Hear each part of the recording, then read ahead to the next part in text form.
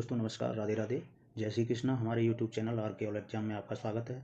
हम आपके लिए प्रीवियस ईयर में आए हुए कुछ महत्वपूर्ण प्रश्न लेके आए हैं जो आपके लिए बहुत ही उपयोगी होंगे। पहला सवाल है, यदि दो संख्याओं का गुणनफल 180 है तथा उनके वर्गों का योग 369 है तो संख्याओं का योग कितना होगा। इसमें दोस्तों माना संख्याएँ x और y मान लेते हैं, उनका गुणनफल अर्थात एक्स वाई का मान हो जाएगा 180 और उनके वर्गों का योग अर्थात X square plus Y square योग ये है 369 दे रखा है। इसके अलावा अगर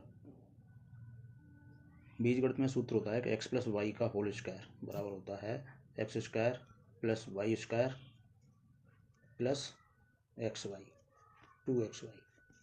अगर एक्स प्लस वाई का होल स्क्वायर करें, एक्स प्लस वाई का whole square x square y square का मान 369 प्लस 180 2 इंटू 180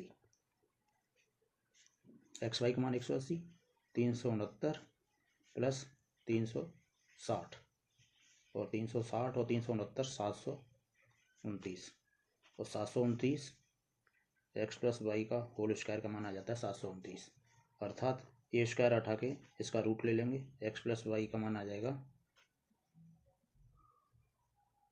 729 अंडर रूट और 729 का 27, अर्थात उन संख्याओं का योग क्या होगा 727। तो आपका आंसर 27 होगा। अगला सवाल है दोस्तों, दो संख्याओं के वर्गों का योग 5050 है और उन संख्याएं 9:11 के अनुपात में हैं। संख्याओं के योग और संख्याओं के अंतर के वर्ग के बीच का अंतर पूछा गया है। ये सवाल कई महत्वपूर्ण परीक्षाओं में आ चुका है। तो इसमें माना 9:11 के अनुपात में भी संख्याएं, तो सारानुपात x मान लेते हैं, सारानुपात x मान लेते हैं। तो इसमें माना वे संख्याएं हो जाएंगी 9x और 11x। उन संख्याओं के वर्गों का योग दे रखा है, वर्गों का योग अर्थात उन संख्याओं के वर्गों का योग अर्थात वर्ग और वर्ग, और योग दे रखा है 5050। तो 9x स्क्वायर का वर्ग होगा 9 का वर्ग 81 एक्स स्क्वायर और 11 का वर्ग 121 और x का वर्ग एक्स स्क्वायर, और यह आ जाएगा 5050। 81 एक्स स्क्वायर और 121 एक्स स्क्वायर जोड़ देंगे तो इसका आंसर मान आ जाएगा 202 एक्स स्क्वायर बराबर 5050, अर्थात एक्स स्क्वायर बराबर 5050 बटे 202 अर्थात 25 और x बराबर अंडर 25 अर्थात 5 आ जाएगा। x का मान 5 है। अब वे संख्याएं आ जाएंगी,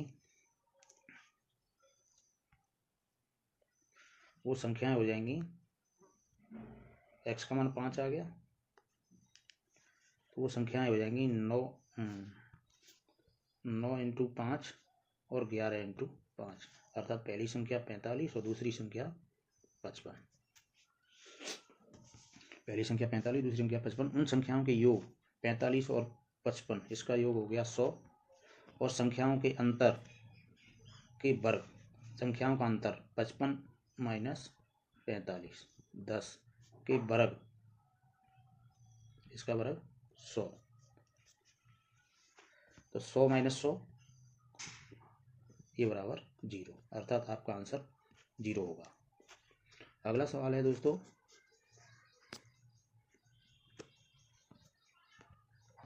दो संख्याएं 2:3 के अनुपात में यदि उनका योग 20 है तो दोनों संख्याओं के वर्गों का योग क्या होगा। दो संख्याएं 2:3 के अनुपात में है, माना वे संख्याएं 2x, माना वे संख्याएं 2x और 3x हो गई, 2:3 के अनुपात में है। यदि उनका योग 20 है, उनका योग 20 दे रखा है, तो 2x और 3x जोड़ेंगे तो 5x और ये बराबर 20। x का मान निकालेंगे 20 बटे 5 बराबर 4, अर्थात वे संख्याएं 4 2 इंटू 4 और 3 इंटू 4, अर्थात पहली संख्या 8 दूसरी 12। दोनों संख्याओं का योग 20, तो 8 और 12 20, और दोनों संख्याओं के वर्गों का योग क्या होगा, अर्थात इसका वर्ग करें और 12 का वर्ग करें। उनका योग पूछा गया है, 8 का वर्ग 64 और 12 का वर्ग 144, 12 इंटू 12, तो इसका मान हो जाएगा 64 और 144 208, अर्थात आपका आंसर कोई नहीं। अगला सवाल है दोस्तों, यदि हम दो अपरिमेय संख्याओं को जोड़ते हैं तो परिणामी संख्या क्या होगी? यदि हम दो अपरिमेय संख्याओं को जोड़ते हैं तो परिणामी संख्या, तो ये नियम होता है कि दो अपरिमेय संख्याओं का योग या गुणनफल करें तो वो अपरिमेय संख्या ही प्राप्त होती है। तो हमेशा एक अपरिमेय संख्या ही प्राप्त होगा, आपका आंसर एक अपरिमेय संख्या होती है। तो ठीक है दोस्तों, हम आपसे विदा लेना चाहता हूँ। वीडियो अच्छी लगी तो लाइक करें और हमारे ऐसे ही वीडियो पाने के लिए चैनल को सब्सक्राइब करें और ज़्यादा से ज़्यादा अपने दोस्तों में शेयर करें। धन्यवाद।